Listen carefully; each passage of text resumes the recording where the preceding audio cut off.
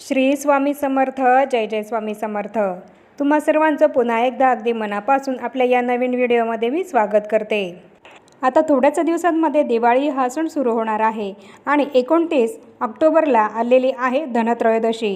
29 ऑक्टोबरला मंगळवारी धनत्रयोदशी आहे आणि याच दिवशी आपण धन्वंतरी देवतेचे पूजन हे करणार आहोत.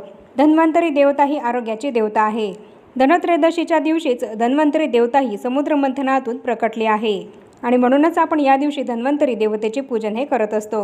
धनत्रयोदशीला आपण धन्वंतरी देवतेची पूजा करण्यासोबतच सोने चांदी ही खरेदी करत असतो. पण यासोबतच काही महत्त्वाच्या लक्ष्मीकारक वस्तूसुद्धा आपल्याला धनत्रयोदशीच्या दिवशी आपल्या घरी आणायच्या आहेत की ज्यामुळे लक्ष्मी माता आणि कुबेर देवता आणि धन्वंतरी देवता यांचा आशीर्वाद हा आपल्याला प्राप्त होईल आणि आपल्या घरामध्ये लक्ष्मी माता ही अखंड स्थिर राहील. तर अशा कोणत्या महत्त्वाच्या लक्ष्मीकारक वस्तू या आपल्याला धनत्रयोदशीला आपल्या घरी खरेदी करून आणायच्या आहे तर याबद्दलची माहिती देणारा सुद्धा व्हिडिओ आपल्या चॅनलवर आहे. आणि जर अजूनही तुम्ही हा व्हिडिओ बघितला नसेल तर माझ्या चॅनलवर जाऊन तुम्ही हा व्हिडिओ नक्कीच बघा आणि त्याप्रमाणे त्या लक्ष्मीकारक वस्तू धनत्रयोदशीच्या दिवशी तुमच्या घरी खरेदी करून नक्की आणा. यामुळे लक्ष्मी मातेचा अखंड आशीर्वाद हा तुमच्यावर कायम राहील आणि तुम्हाला आयुष्यभर धनधान्याची कमतरताही भासणार नाही. धनत्रयोदशीला आपण धन्वंतरी देवतेचे पूजन करत असतो आणि त्यासोबतच आपल्याला एक महत्त्वाचं काम हे करायचं आहे ते म्हणजेच यमदीपदान. धनत्रयोदशीला यमदीपदान करण्याला अनन्यसाधारण असं महत्त्व आहे. वर्षभरातून आपण फक्त एकाच दिवशी यमदेवतेचं पूजन हे करत असतो आणि यमदेवतेसाठी असा हा एक दिवा वर्षभरातून एकदाच लावत असतो. धनत्रयोदशीला धनाचं, धन्वंतरी देवतेचं आणि लक्ष्मीचं पूजन जेवढं महत्त्वाचं आहे तेवढंच यमदीपदान करणं हे सुद्धा महत्त्वाचं आहे. संपूर्ण वर्षातील एक दिवस असतो की ज्या दिवशी यमराजाची पूजाही केली जाते आणि एक दिवा हा यमराजासाठी प्रज्वलित केला जातो. दिवाळीचा दुसरा दिवस म्हणजेच धनत्रयोदशीला यमदीपदान करणं अत्यंत महत्त्वाचं मानलं जातं. अकाल मृत्यूची भीती ही नाहीशी करण्यासाठी आपण धनत्रयोदशीला यमदीपदान हे करत असतो. यामुळे अकाल मृत्यूची भीती ही आपली नाहीशी होते आणि अकाली मृत्यू अपमृत्यूसुद्धा आपल्याला येत नाही.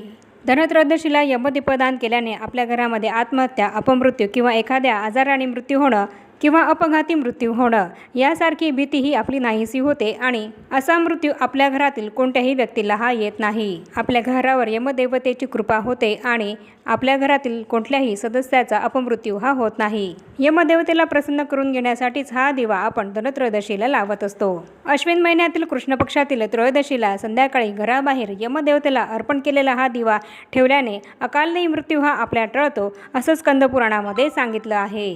धनत्रयोदशीला प्रदोष काळामध्ये यमदीपदान करण्याची परंपरा आहे. तर आजच्या या व्हिडिओमध्ये आपण हीच संपूर्णपणे माहिती बघणार आहोत की आपल्याला धनत्रयोदशीला यमदीपदान हे कसं करायचं आहे आणि कोणी करायचं आहे आणि त्याचबरोबर कोणता मंत्र हा आपल्याला यावेळेस म्हणायचा आहे आणि हा दिवा आपल्याला कोणत्या दिशेला तोंड करून प्रज्वलित करायचा आहे आणि तसंच कोणत्या योग्य वेळेमध्ये हा दिवा आपल्याला लावायचा आहे आणि त्याचप्रमाणे यमदेवतेची कोणती 14 नावे आपल्याला यावेळेस म्हणायची आहेत याबद्दल सुद्धा संपूर्ण माहिती मी तुम्हाला आपल्या आजच्या या व्हिडिओमध्ये देणार आहे. त्यामुळे ही अत्यंत महत्त्वपूर्ण माहिती जाणून घेण्यासाठी हा व्हिडिओ तुम्ही कुठेही स्किप न करता शेवटपर्यंत नक्की बघा. म्हणजे योग्य पद्धतीने धनत्रयोदशीला आपल्याला यमदीपदान हे कसे करायचे आहे याबद्दल तुम्हाला संपूर्ण माहिती ही नक्कीच मिळेल. चला तर मग आपण आपल्या आजच्या या व्हिडिओला सुरुवात करूया आणि यमदीपदान हे कसं करावं याबद्दल संपूर्ण माहिती ही जाणून घेऊया. यमदीपदान करण्यासाठी आपल्याला कणकेचाच दिवा हा बनवायचा आहे. यमदीपदान करण्यासाठी पणतीचा वापर चुकूनही करू नका. तर एक गव्हाच्या पिठाचा कणकेचा दिवाच आपल्याला इथे बनवायचा आहे आणि हा दिवा बनवताना आपल्याला गव्हाच्या पिठामध्ये थोडीशी हळदही टाकायची आहे आणि थोडंसं पाणी टाकून त्याची आपल्याला कणिकही बनवायची आहे आणि त्या कणकेचा दिवा आपल्याला बनवायचा आहे. आणि या कणकेच्या बनवलेल्या दिव्यामध्ये नवीन कापसाची वात ही आपल्याला लावायची आहे. 2 वाती या एकत्र करून त्याची एक वात बनवून आपल्याला या दिव्यामध्ये टाकायची आहे आणि या दिव्यासोबत तुम्ही जर 2 मुटके बनवले तरी सुद्धा चालेल आणि जर नुसताच दिवा बनवला तरी सुद्धा चालेल. आणि या दिव्यामध्ये तिळीचं किंवा मोहरीचंच तेल हे आपल्याला टाकायचं आहे आणि जर हे तेल तुमच्याकडे नसेल तर तुमच्याकडे जे तेल असेल ते टाकलं तरी सुद्धा चालेल. पण शक्यतोवर तिळीचं किंवा मोहरीचं तेल टाकण्याचाच प्रयत्न करा. आणि हा दिवा जमिनीला स्पर्श करणार नाही यासाठी आपल्याला तो डायरेक्ट जमिनीवर न ठेवता एखाद्या प्लेटमध्ये ठेवायचा आहे. त्या प्लेटमध्ये सर्वात आधी आपल्याला थोडेसे तांदूळ टाकायचे आहे आणि त्यावर हा दिवा आपल्याला ठेवायचा आहे. आणि हा दिवा आपल्याला कुठे प्रज्वलित करायचा आहे तर हा दिवा घराबाहेर नेऊन प्रवेशद्वाराच्या उजव्या बाजूला दक्षिणेकडे तोंड करून आपल्याला ठेवायचा आहे. तुमच्या घराचं जेही मुख्य प्रवेशद्वार आहे तर त्या प्रवेशद्वाराच्या उजव्या बाजूला दक्षिण दिशेकडे तोंड करून तुम्हाला हा दिवा ठेवायचा आहे. आणि हा दिवा लावण्याची योग्य वेळ आहे ती म्हणजे संध्याकाळचा प्रदोष काळ। म्हणजेच हा दिवा आपल्याला संध्याकाळी 7 वाजेपासून तर रात्री 8:30-9 पर्यंतच प्रज्वलित करायचा आहे। हे यमदीपदान करत असताना आपल्या घरातील सर्व सदस्य हे घरात असणं अत्यंत महत्त्वाचं आहे, कारण आपल्या घरातील सर्वांनी मिळून या दिव्याचं पूजन हे करायचं असतं। आणि हा दिवा रात्री 12 वाजेपर्यंत तरी सुरू राहील याची आपल्याला विशेष काळजी घ्यायची आहे। आणि तितकं तेल हे या दिव्यामध्ये आपल्याला जरूर घालायचं आहे। बऱ्याच ठिकाणी हा दिवा चौमुखी बनवला जातो, तर काही ठिकाणी एकच दिशेकडे या दिव्याची वात ही केली जाते। या दिव्याची वात ही दक्षिण दिशेकडे येईल या पद्धतीनेच हा दिवा आपल्याला आपल्या मुख्य प्रवेशद्वाराच्या बाहेर उजव्या बाजूला ठेवायचा आहे। पण जर हा दिवा तुम्हाला तुमच्या मुख्य प्रवेशद्वाराच्या बाहेर ठेवणं जमत नसेल तर तुम्ही सोसायटीमध्ये जर राहत असाल तर तुम्ही हा दिवा तुमच्या बाल्कनीमध्ये सुद्धा लावू शकतात। फक्त एवढीच काळजी आपल्याला घ्यायची आहे की या दिव्याची जी वात आहे ती दक्षिण दिशेकडे ही आली पाहिजे, तसाच हा दिवा आपल्याला लावायचा आहे। इतर वेळेस आपण कधीही दिव्याची वात ही दक्षिण दिशेकडे करत नाही, फक्त यमदीपदान करतानाच आपल्याला दिव्याची वात जी आहे ती दक्षिण दिशेकडे करायची आहे, कारण दक्षिण दिशा ही यमदेवतेची दिशा मानली जाते आणि म्हणूनच दक्षिण दिशेकडे तोंड करून हा दिवा आपल्याला लावायचा आहे। तर हा दिवा आपल्याला एखाद्या प्लेटमध्ये ठेवायचा आहे आणि त्यानंतर तो आपल्याला आपल्या मुख्य प्रवेशद्वाराच्या बाहेर दक्षिण दिशेकडे तोंड करून ठेवायचा आहे आणि तिथे हा दिवा आपल्याला प्रज्वलित करायचा आहे। आणि या दिव्याची हळद, कुंकू, अक्षता अर्पण करून एक फूल वाहून आपल्याला पूजन करायचे आहे। आपल्या घरातील प्रत्येक सदस्यांनी या दिव्याचे पूजन करायचे आहे। आणि यमदीपदानाच्या वेळेस आपल्याला एक मंत्र म्हणायचा आहे, तर तो मंत्र असा आहे, मृत्यूनाम दंड पाशाभ्याम काले नम शामयासह त्रयोदशाम दीपदानात सूर्यजा प्रियताम मम। तर असा हा मंत्र आपल्या घरातील सर्व सदस्यांनी म्हणायचा आहे। हा मंत्र मी तुम्हाला डिस्क्रिप्शनमध्ये लिहून देत आहे आणि तिथे पाहून तुम्ही हा मंत्र म्हणू शकतात। आणि हा दिवा रात्री 12 वाजेपर्यंत तरी सुरू राहील याची आपल्याला काळजी घ्यायची आहे। आणि जर यदा कदाचित कधी हवेने हा दिवा विझलाच तर मनामध्ये कुठलीही शंकाही आपल्याला आणायची नाही आणि हा दिवा पुन्हा आपल्याला प्रज्वलित करायचा आहे। आणि जर तुमच्या घरातील एखादी व्यक्ती ही उशिरा येत असेल, 9 नंतर 10 नंतर जर रात्री घरी येत असेल तर त्यांनासुद्धा या दिव्याचे पूजन करता यावे यासाठीच या दिव्यामध्ये आपल्याला जास्त तेल हे घालायचे आहे। किमान 12 वाजेपर्यंत हा दिवा सुरू राहील याची आपल्याला यासाठीच काळजी घ्यायची आहे की जेणेकरून त्यांनासुद्धा या दिव्याचं पूजन हे करता येईल। मग तुमचे मुलं असोत किंवा तुमचे मिस्टर असोत, कामामुळे जर त्यांना उशीर होणार असेल तर ते घरी आल्यानंतर तुम्ही त्यांच्याकडनं या दिव्याचं पूजन हे करून घ्यायचं आहे। त्यांनासुद्धा हळद, कुंकू, फूल, अक्षता हे अर्पण करायला सांगायचं आहे आणि हा मंत्रसुद्धा त्यांना जरूर म्हणायला सांगायचा आहे। या पद्धतीने त्यांच्याकडून सुद्धा तुम्हाला या दिव्याचं पूजन हे जरूर करून घ्यायचं आहे।